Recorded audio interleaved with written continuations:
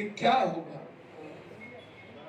आपने कहा कोई नाम नहीं होगा, केस होगी, तो सबसे पहले खुलासा करें। अब जनता को बरगलाए नहीं, ठगे नहीं, गुमराह न करें। जनता समझ चुकी है इन लोगों के दुर्ती पनी को।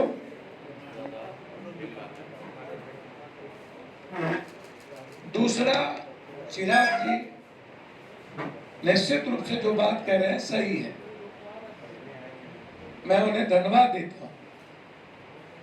राजेंद्र सिंह मुख्यमंत्री के उम्मीदवार थे, वो चिराग जी के साथ है, पूरी आरएसएस चिराग जी के साथ है। बहुत बहुत बधाई चिराग जी को। लेकिन चिराग जी, माँ ठीक मासी ठीक नहीं है कैसे? बड़ों के बाप कनियों के बाप, ये कैसे? डबल इंजन सरकार थी, तो यदि नीतीश अच्छा खराब है तो सुशील मोदी और बीजेपी अच्छा कैसे हो सकता? 40 सालों से एमपी बीजेपी, मेयर 35 सालों से बीजेपी, 45 सालों से एमएलए बीजेपी, तो फिर बिहार जानना चाहती है पटना को सबसे खराब करने वाली बीजेपी अच्छा कैसे? इसको बताएं। आप बाहर निकलिए, मेरा आग्रह है। और बिहार को अच्छी लीडरशिप दी।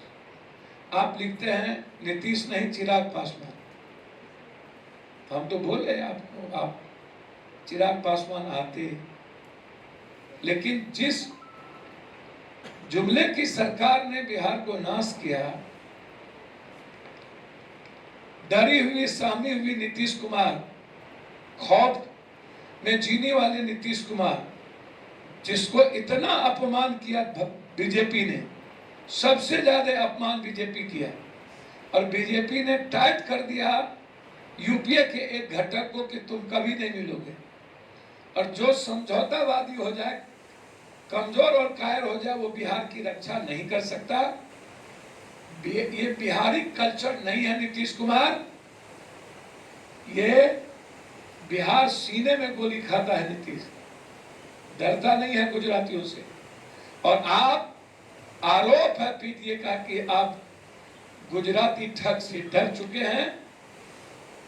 बिहार को आप बेच दिए, बिहारी का सम्मान को खो दिए, बिहारी को अपमान किए, बिहारी की इज्जत बेच दिए।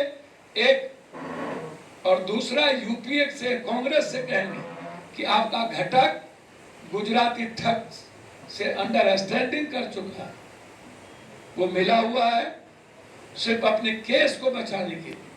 और जो अपने केस को बचाने के लिए बिहार को बेच दे, या दोनों कमजोर कायर डरा हुआ है। इसीलिए बिहार का यूथ हमेशा डायनेमिक और डैशिंग तरीके से रूल किया है, और अपना जिम्मेदारी और बिहारी अब अपना नेतृत्व इस डरा हुआ दोनों व्यक्ति और कमजोरों के हाथ नहीं दे सकता। भविष्य सुरक्षित नहीं है। इसीलिए अब आप दोनों कंप्लीट एंटी बिहारी हैं, बिहार का कल्चर नहीं है। आप दोनों को बीजेपी चला रही है, एक ए टीम है, एक बी टीम है। इसका जवाब बिहार की जनता चाहती है। अब गुमराह मत करिए, बहुत हो गया। तस्वीर दोनों तरफ लगी रहेगी।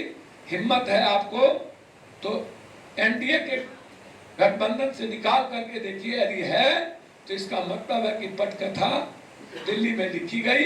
इसका अंत चुनाव के बाद 10 सर्कुलर रोड से होगा। बहुत बहुत धन्यवाद। हम धन्यवाद देंगे अल्पसंख्यक आरक्षण मोर्चा को, जिसने आज पीडीए में एक मजबूत समर्थन के रूप में वो मेरे साथ आए। इसके लिए संयोजक सह संयोजक के रूप में आपको बहुत बहुत बधाई। आप कुछ पूछना चाहते हो? पिछड़ों के हितैषी बता रहे हैं सुशील कुमार मोदी, आज वीआईपी को 11 सीट और विधान परिषद की 1 सीट देने का बात कही जा रही है, क्या कहेंगे इस बारे में? हमको नहीं पता। 11 सीटें मिल गई हैं। क्या वीआईपी अपने सिंबल पर लड़ रहे हैं क्या?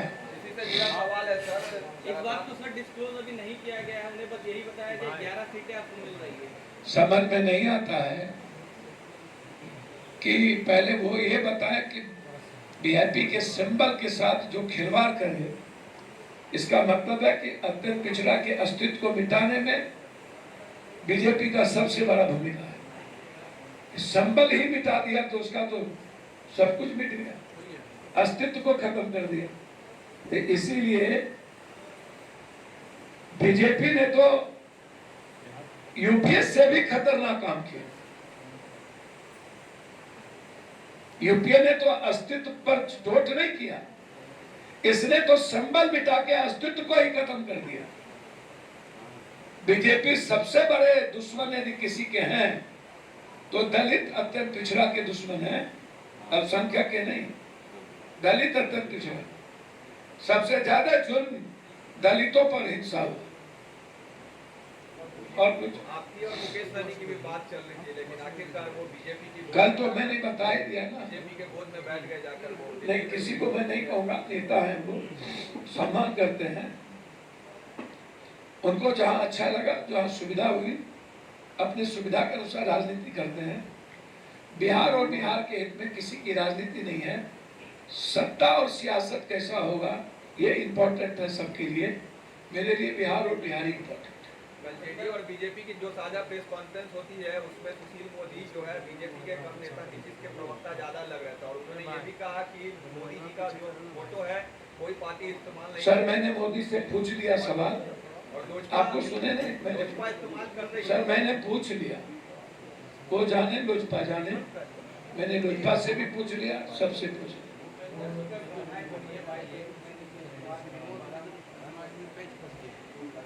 तो पहले भीतर से पता चलेगा भूपेंद्र जी, यदि हैं तो पहले जो घटक दल है, लोजपा केंद्र में मिनिस्टर है, पहले उनके बारे में खुले हम बताएं। चुनाव आयोग में पहले जाए लोजपा के खिलाफ।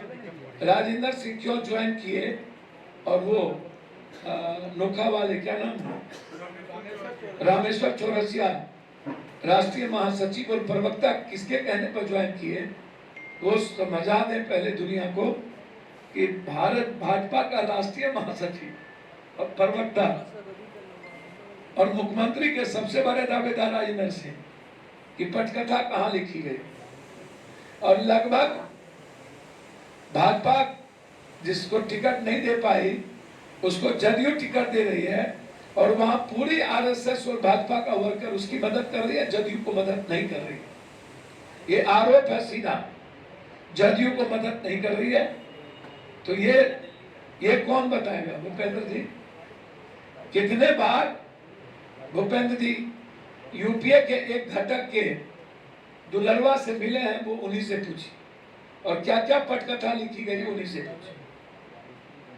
सर एआईएमआईएम के असदुद्दीन ओवैसी से भी बात चल रही है क्या आपकी? कितने बार आपको पूछे आप क्यों परेशान हैं?